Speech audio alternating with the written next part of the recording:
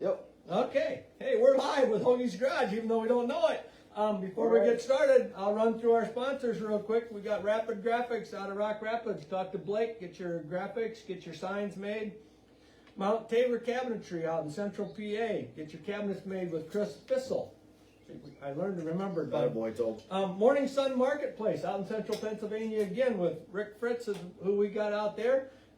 If you can't find it there, you must not need it 2 bags. I got to tour the place and it is quite something. Incredible. Incredible. And we got My Race Pass, something you got to have if you're into dirt racing, all sorts of stuff.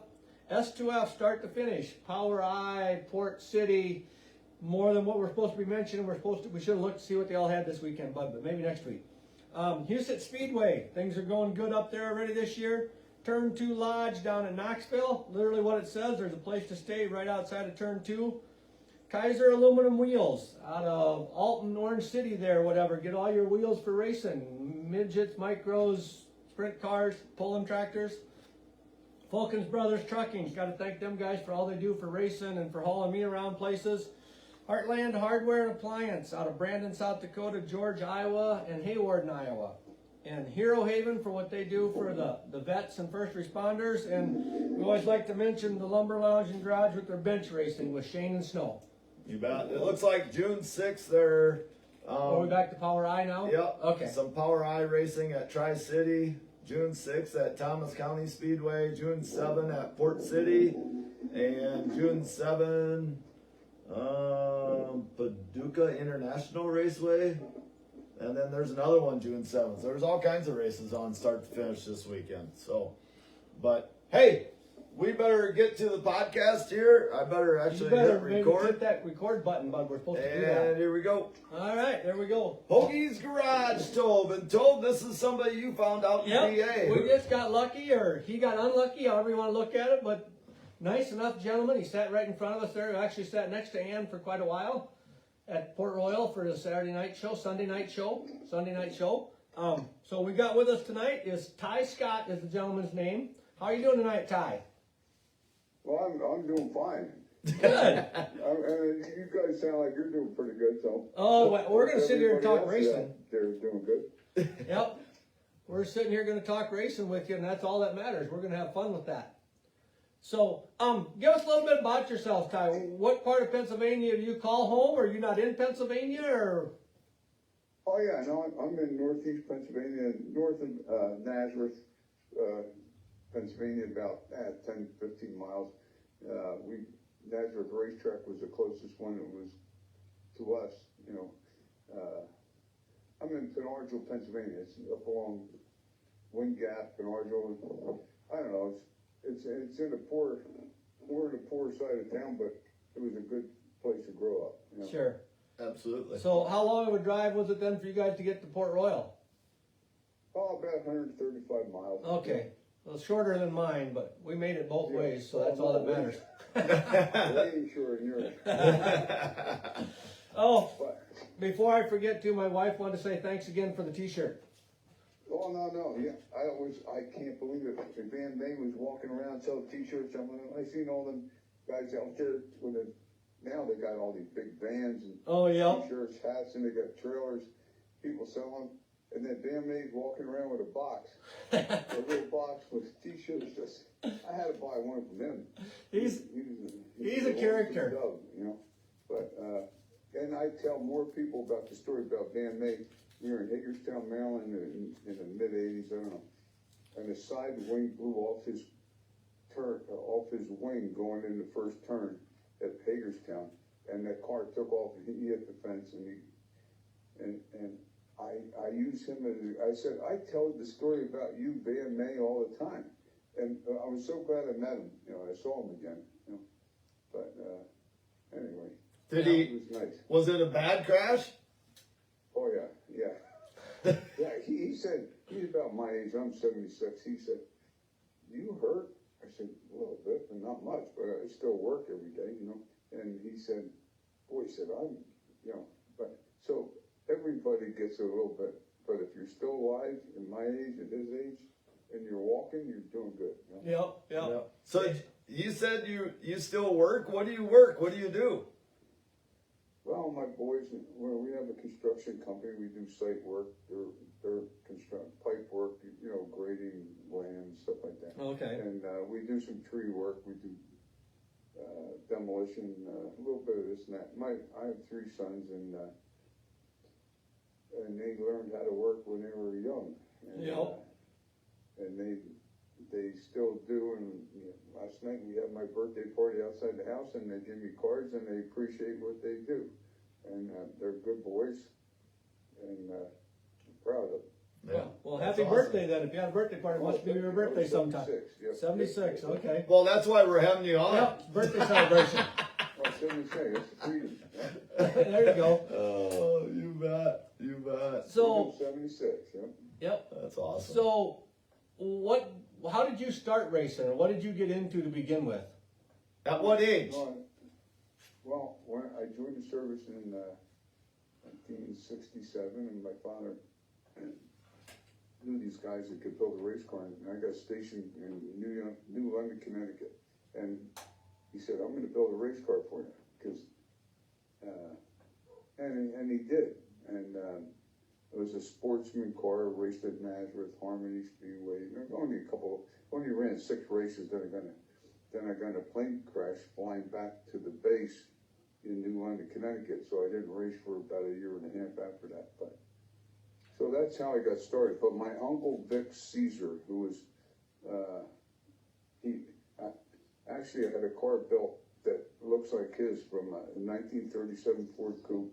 It's in around Darlington, South Carolina area now. I had it built to show him when he was still alive, and a lot of the guys that worked on his race car, who was like my mentor, I would say, of racing. And anyway, he had the car built to look like a car that in the early 50s they raced at Nazareth and several tracks around here and around our area anyway.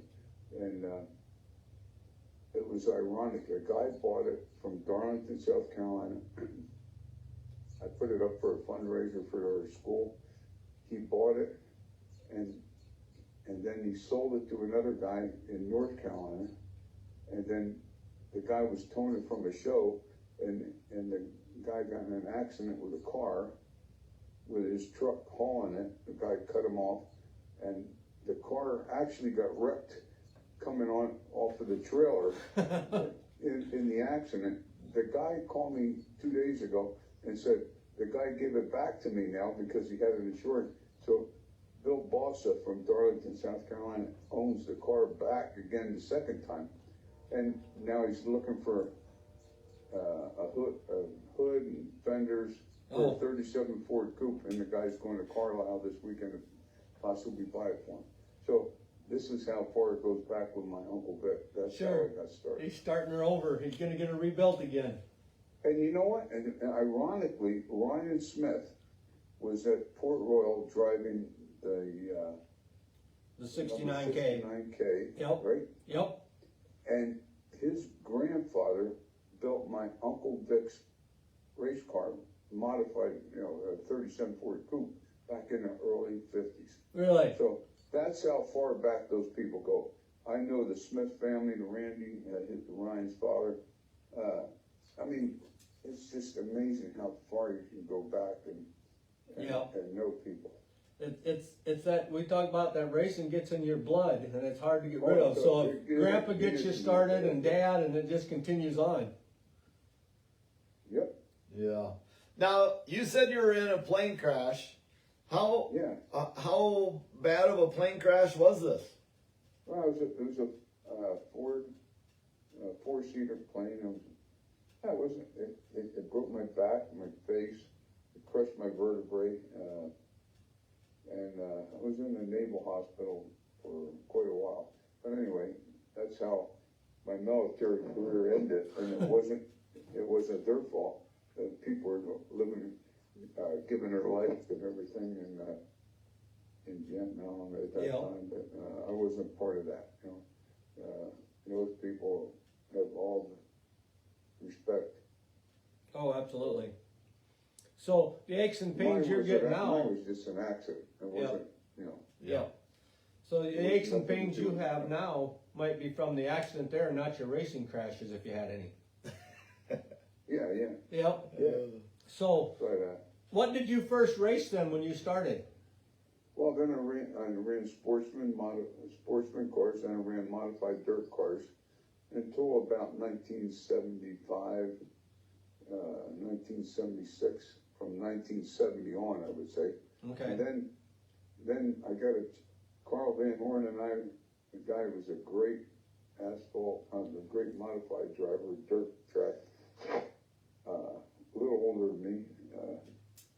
He was a great inspiration, and him and I were best friends. We competed on a lot of dirt tracks. But Carl, we're sitting in the garage in the winter time. It was in the fall in 1975, and he said, "What are we going to do all year now? It's boring, because there's nothing to do."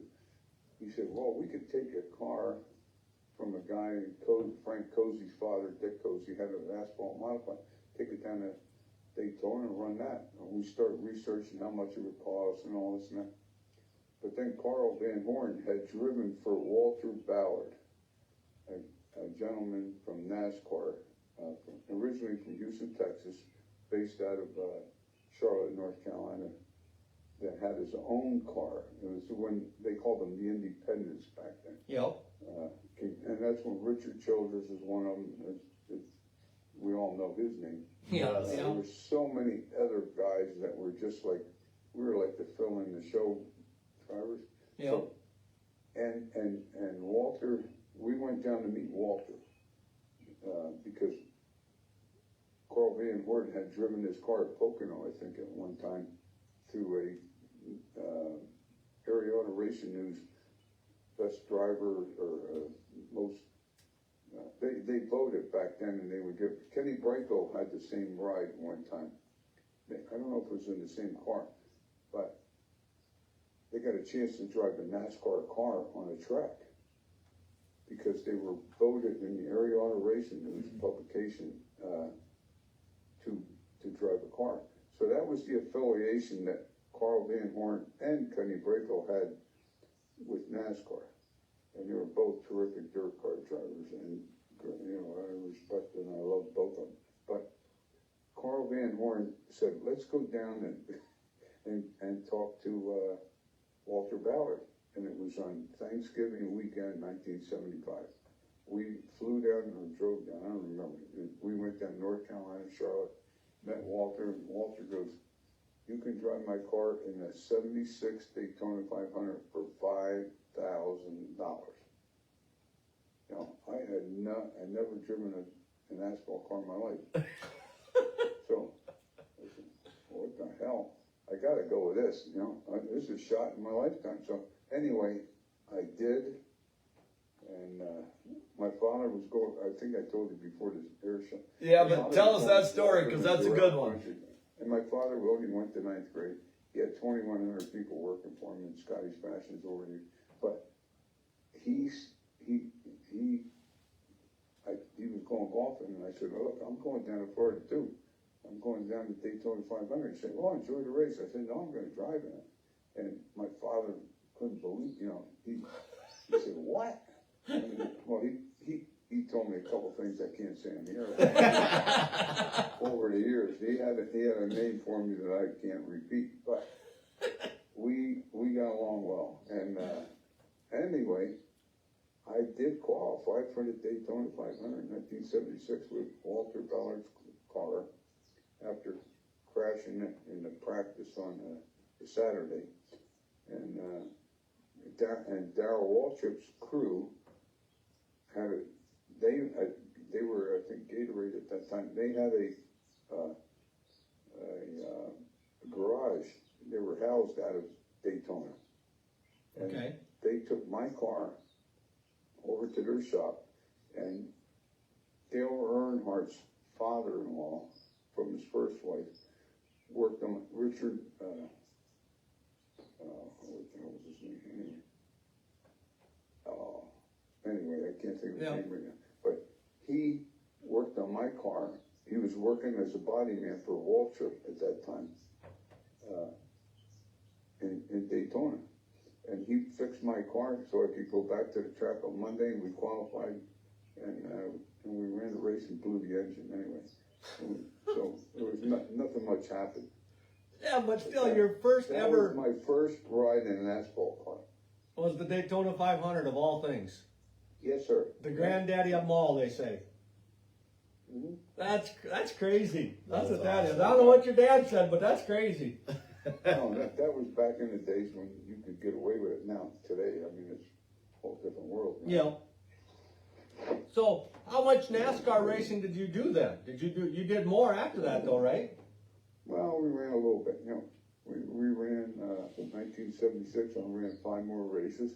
Walter Ballard and I, after we left Daytona, I thought he'll never say hello to me again. But him and I got along good, and my father agreed to help support me, and we ran 5 more races with Walter. And one of the races was a 6th place finish at Talladega. Then Walter and I had a conversation, and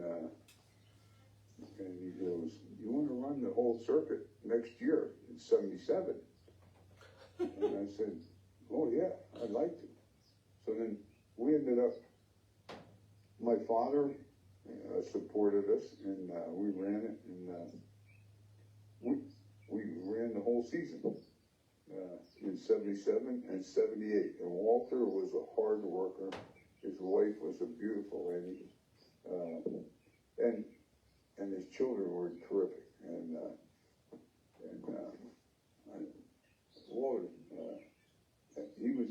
he was a hard working guy out of Houston, Texas. Came up to Charlotte, had a garage. He had nothing to do except work. He was a real American hero.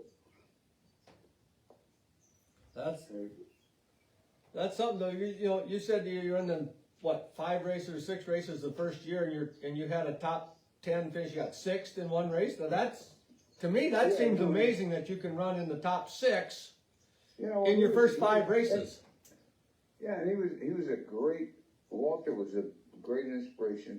He made you do things and work and look, and he was time to, we were out there time, but we didn't have the cars that were capable of winning the race, but he put us in the best position he could for the money we had, Yeah.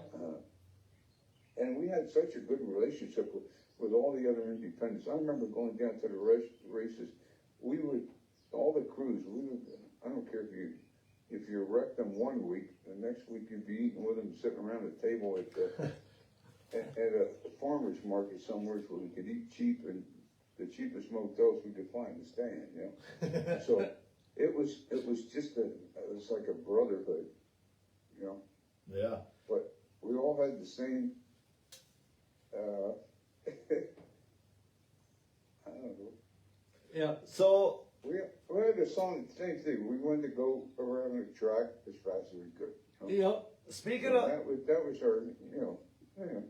Yeah. So speaking of that, going around as fast as you could, what were the speeds back then? Like at Daytona, I mean, that was before restrictor plate, I'm sure. So, Talladega, how fast did you guys get going? Well, our engines in 1979, well, back in the 77, 78, I think it was 100, I think their pole was 185. So our engines probably went around 179, 180. In 1979 and 80, we qualified around 195. At Daytona, Talladega, about the same thing. Talladega was a little faster. And the horsepower we had back then was only the best engine I ever had on the dyno with Harry Hyde was 570 horsepower. Really? And I got more horsepower in a lawn tractor now. But I mean, it's unbelievable. These guys now, they got, I don't know how they're restricting them, but in 1980, I think it was 1980, Neil Bonner had the pole at Talladega, and I was 3rd fastest, and I had, I think 196. It's on the record. But Neil Bonnet used to drive for Harry Hyde. And Harry Hyde and I and Neil Bonnet were walking back from driver introduction. And he goes, and Harry goes, why don't you guys just team up and take off, and, you know, and don't fight each other. I said, I don't have enough horsepower to pass him anyway, but I can draft, because Harry Hyde made my car narrow. I didn't have any bumps, and my front wheelbase was narrow, the front width was narrow, the rear was narrow. It was a little hard driving sometimes when the track was slick. But Neil Bonnet said, Ty, he said, if you don't try to pass me, and this is on, you can look this up on YouTube, Neil Bonnet had a 10-lap average of 199.9 miles an hour, and I was on his tail. Me and him were we ran like one car, you know, but that's how it was, you know. And then Kelly Yarborough and them guys start lining up on you. Neil Bonnet, I had to follow Neil Bonnet because I was drafting her, but we're going through the trial at Talladega. Neil Bonnet would be on the bottom, and the boys were lining up on the top. And Kelly Yarborough, I think, was maybe the third car coming. And when they were coming, they took the wind right off of my ass. And man, I was hanging on coming in out of through the trial. So then Harry told me to pit, and we put the spoiler up a little bit. But anyway, I mean, these were things that were different back then. Everybody's experimenting, you know. Yeah. Now they got the wind tunnels, everything. Yeah. There's way more science involved in it. And the cars are very competitive. They're all good drivers. These guys are all, and the mechanics are like, they're geniuses. I mean, they're not guessing. You know, they don't turn the whiz ball here. They have it down. They're engineers. They have a lot of information. Oh yeah, which is great. There's a lot of things they're looking at a computer and on a spreadsheet and whatever all else. And and just for everybody to know, we're talking with Tighe Scott. We just need to say that a time or two here so people know who we're talking with. When I was looking up some information, so I didn't sound totally stupid talking with you, I seen that you had Harry Hyde as a crew chief for a while. Yes, sir. And I do believe in what I read is it said that Harry Hyde, it was on his character that the Harry Hog, was it, on Days of Thunder. Days of Thunder, that his character was based on Harry Hyde. Oh yeah, yep. That's really cool. And that's the guy. Oh, who's the guy? The movie star that played. I was gonna say no, that ain't it. I know who it is though. I can see his face. Because when you were talking about how you made your front end narrow, they were playing Tim Richmond's part because Tim Richmond drove for Harry under the Folgers car. Okay. Tim Richmond was a terrific race car driver, and with Harry Hyde was a crew chief. And I went up to Pocono to see him because I live, I can drive up there in a couple minutes. But anyway, I went in there, the pits, and that's when you could get in there without paying. The guys were saying, yeah, go ahead. So I went in the pits on a Saturday, and I talked to Harry Hyde and Tim Richmond. And Tim Richmond, what a driver that guy is, God bless him, he's dead now, but no disrespect. But Harry Hyde goes, Ty goes, we didn't know, because I would tell Harry, the car's doing this, the car's doing that. We didn't have the wind tunnel. But he said, we took one of the cars that used to drive, and he said, now I know what you mean. And because we understand what you were saying to me now, Okay. About the chassis setup. But these guys, I mean, now it's like, it's great, Yeah. And these drivers are terrific, and how they do it. Kyle Larson's my favorite driver right now because he comes from a dirt track, and I'll tell you what, sprint cars are still the most exciting race cars you could ever drive. Oh, I can believe that. We'll get to that I in just a never minute. drove anything more exciting than a sprint car, and I still like to hop in. I may buy a ride just to go around Port Royal with somebody else. I I'd pay money to do that at 76 years old. I'm gonna see if I can still go around her in 16 seconds with a track stack. That would be like the biggest excitement I could have that I can talk about rather than without saying anything I don't want to say about. So, but when you were talking about Harry, how he made your front narrow and your back narrow, I had to think about the scene in Days of Thunder. Thanks, bud. Where Harry Hogg's talking to the car and he's talking about how he's going to make it low and smooth and all that. That scene popped in my head when you said that, and I thought, well, there it is. He's talking about it. They put it right in the movie. Oh yeah, no, he did. Yeah, he did, and Harry used to tell me, he said he didn't get paid enough money from the person that played Robert Duvall played. There you go. Played Harry Hodges. Yep. And Tim, what the hell's his name that plays? Well, you're asking the wrong two guys. Anyway, yeah. I'm not too good at this stuff. Even if it was a good-looking lady, I may not remember the name. No, I remember what she looked like, but can't remember the name.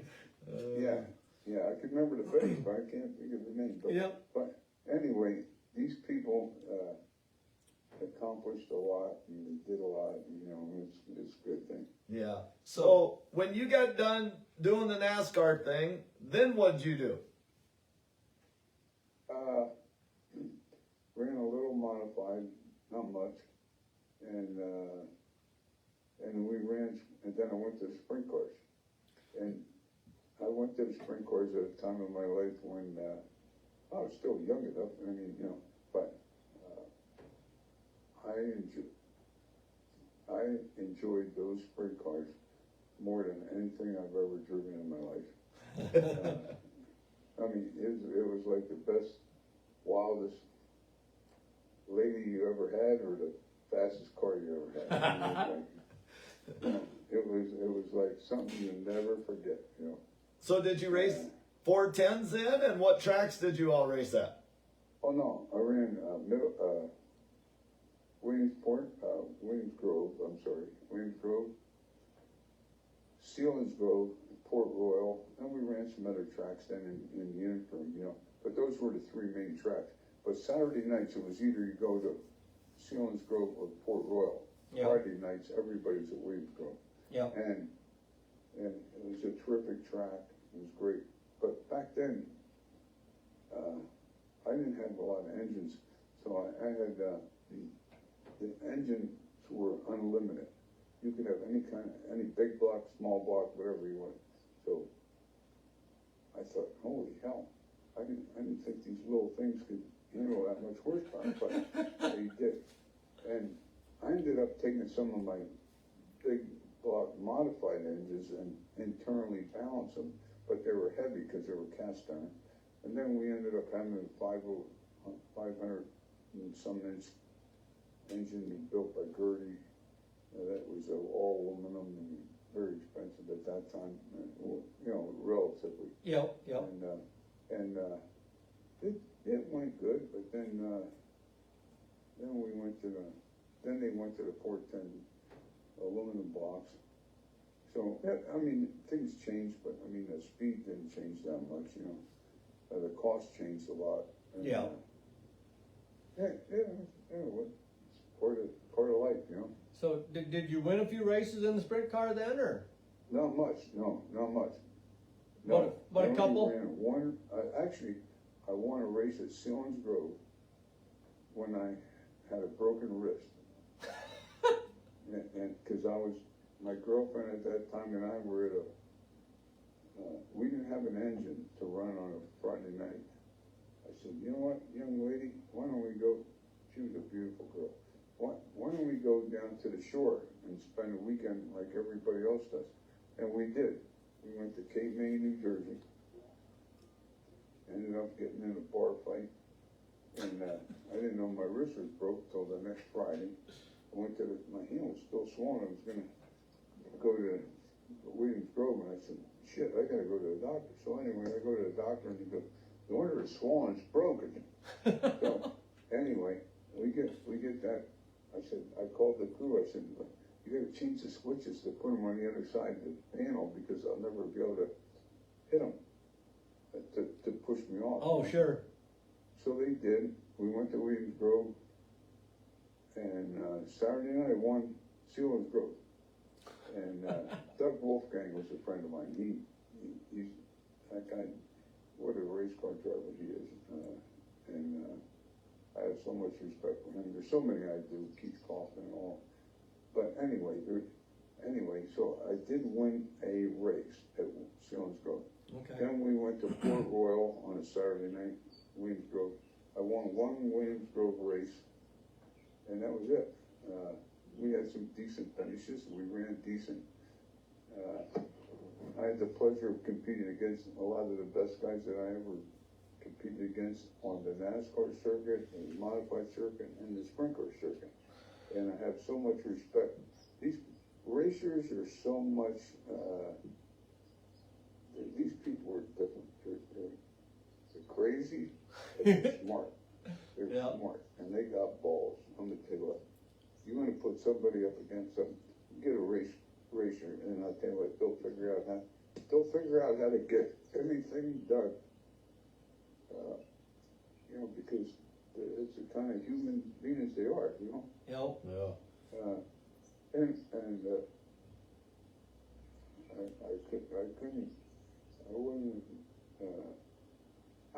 I just wouldn't have enjoyed life any more than I did other than the people I met and competed against some of the best.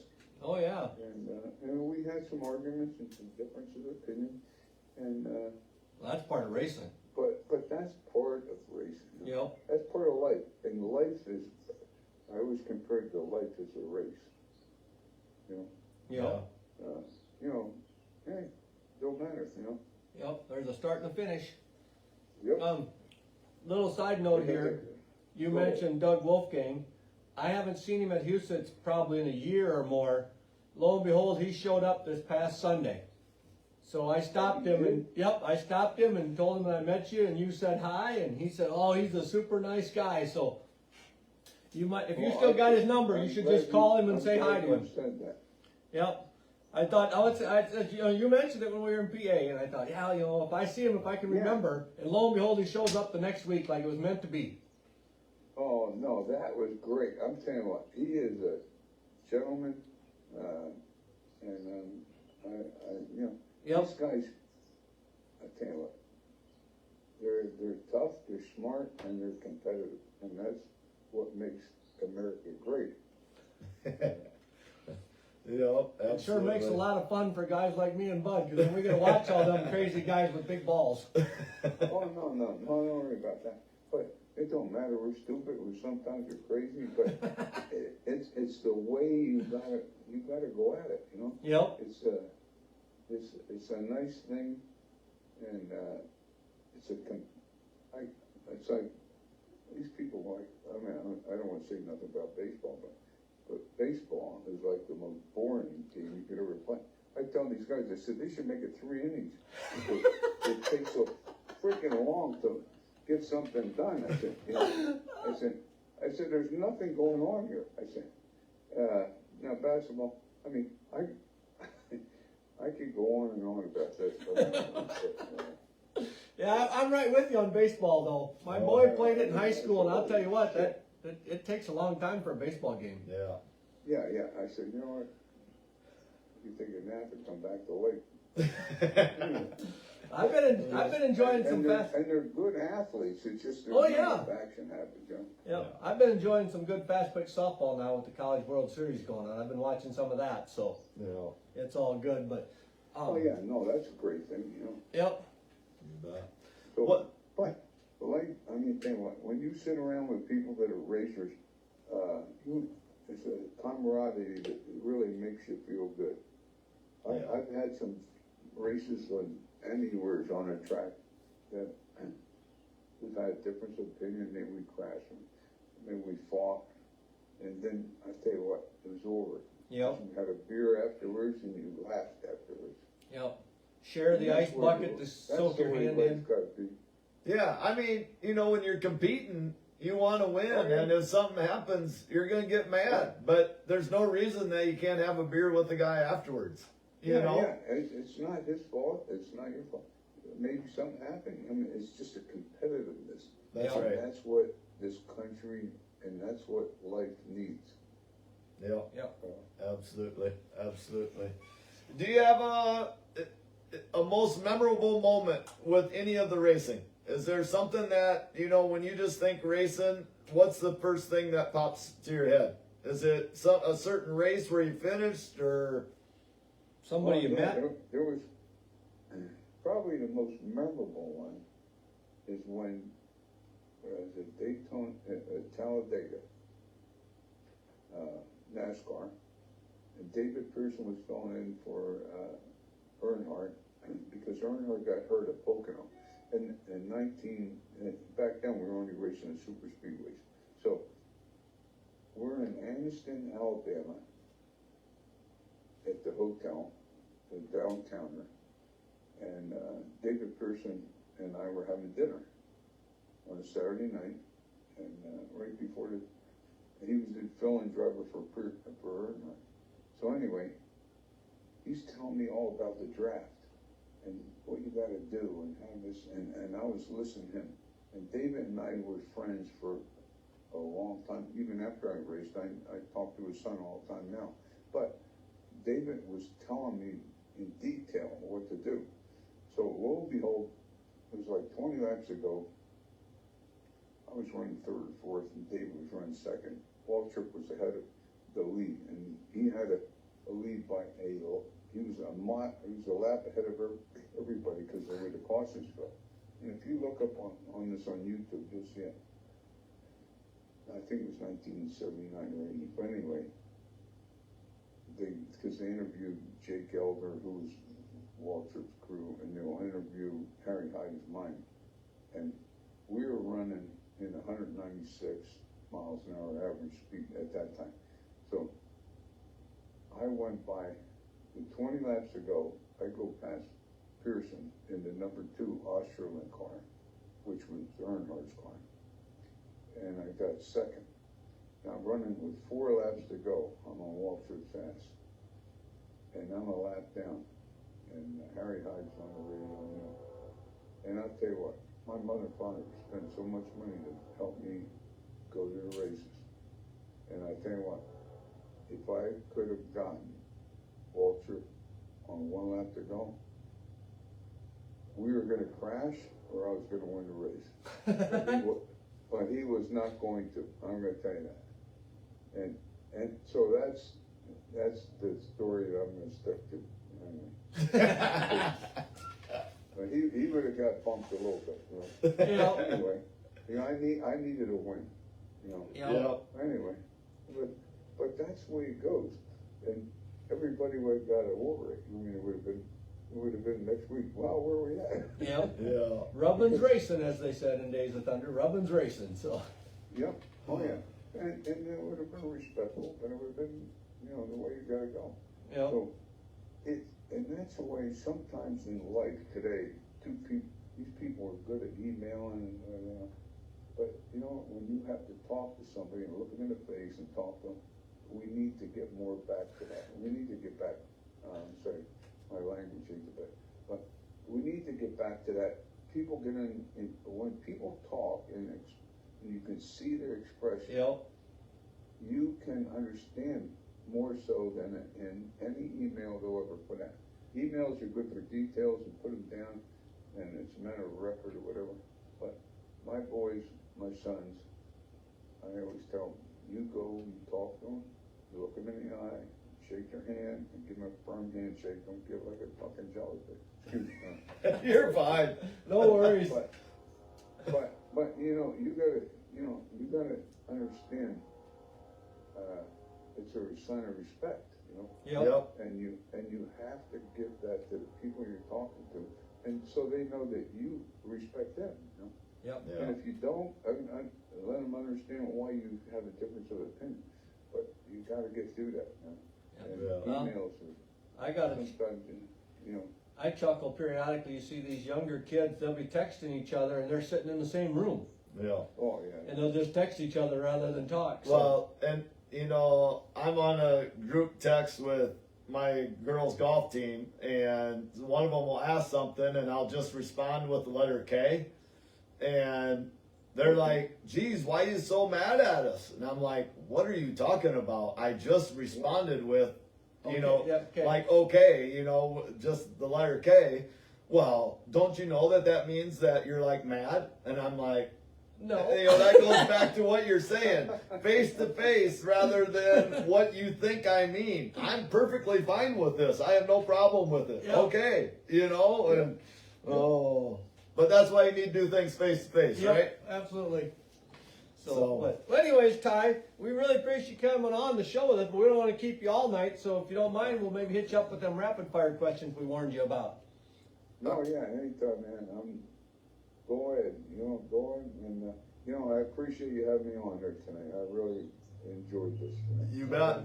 That makes three of us. Let's And stay in touch after we get done with it. Not tonight maybe, but stay in touch. you Well, bet. we can do that. So here's a couple questions for you. What's your favorite kind of ice cream? I'm not too big on ice cream, but vanilla. Okay. Yeah. You're a cat or a dog person?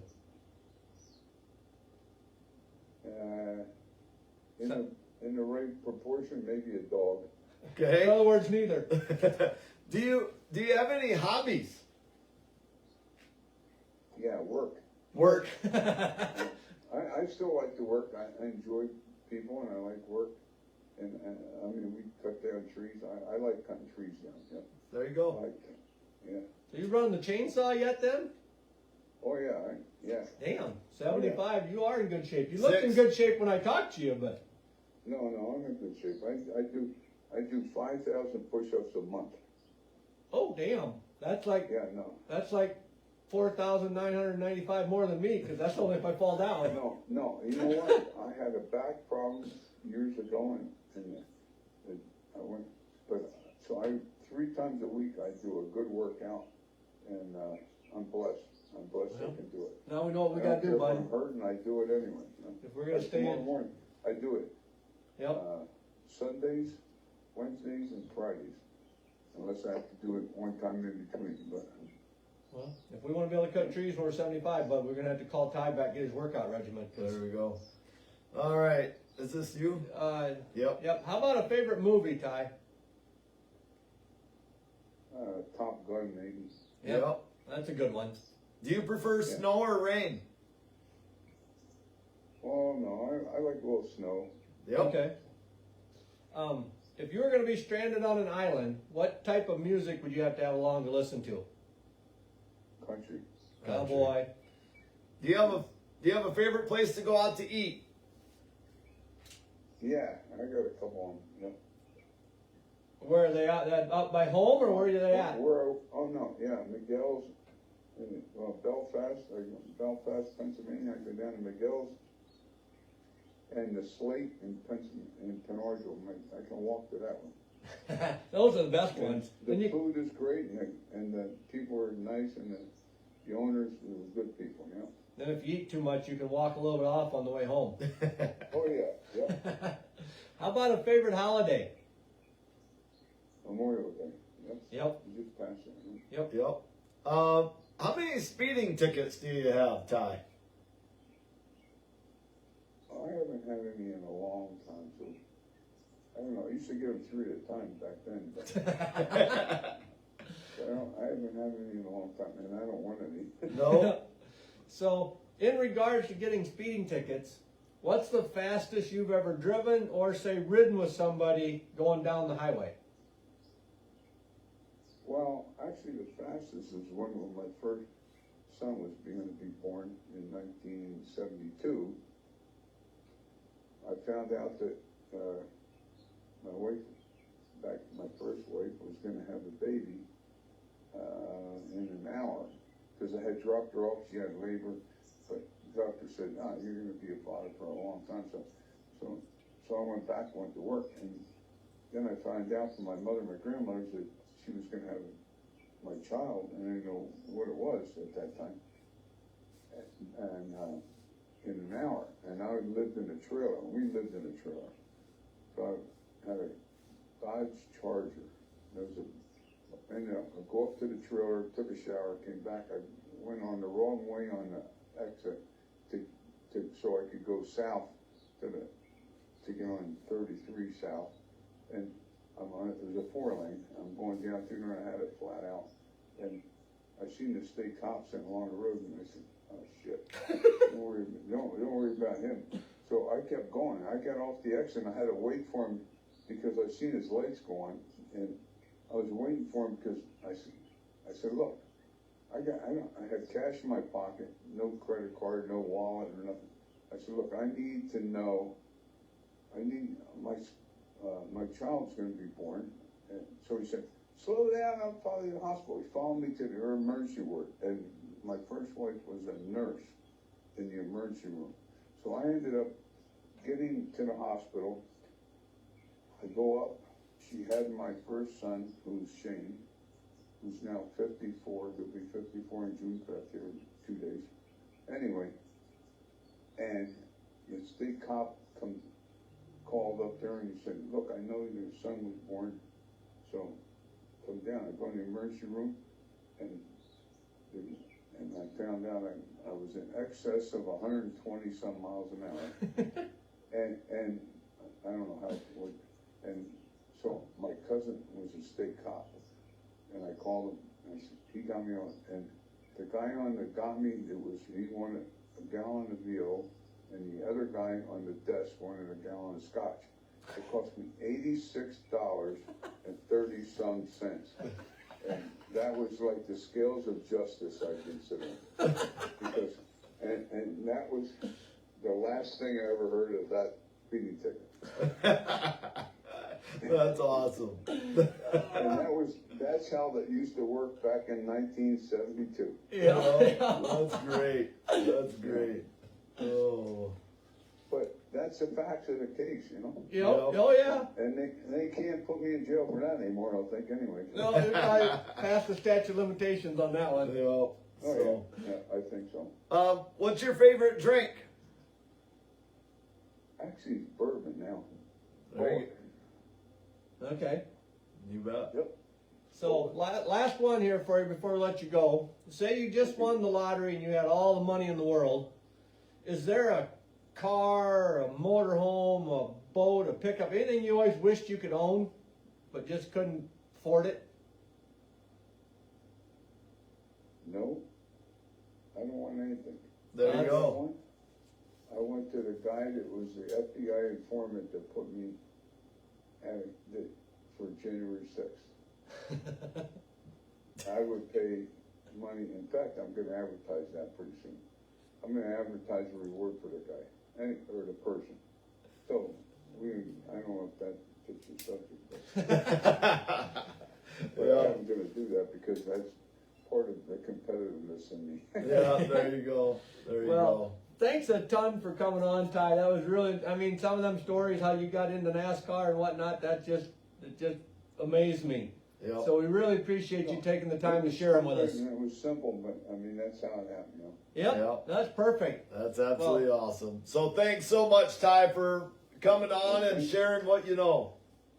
Well, thank you for calling, and I appreciate it, and hope to talk to you some other time. We'll probably do that sometime. You take care. You too. All right. Bye-bye. Tell Doug Wolfgang I said hello. I will try again. If I run into him again, I'll let him know. I may call him and tell him thanks. There you go. You should. Okay. All right. Bye. Take care. Bye. Good night. That's crazy stories there, bud. When you get into first race on asphalt, my goodness.